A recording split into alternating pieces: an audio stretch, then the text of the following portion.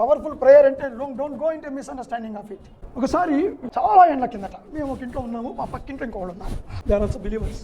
ఒక రోజు ఒక ప్యాంప్లెట్ తెచ్చిచ్చాడు వాళ్ళ కొడుకు. ఆమె 40 రోజులు ఫాస్టింగ్ ప్రేయర్ చేసింది. బాగుంది. ప్యాంప్లెట్ ఏంటో తెలుసా?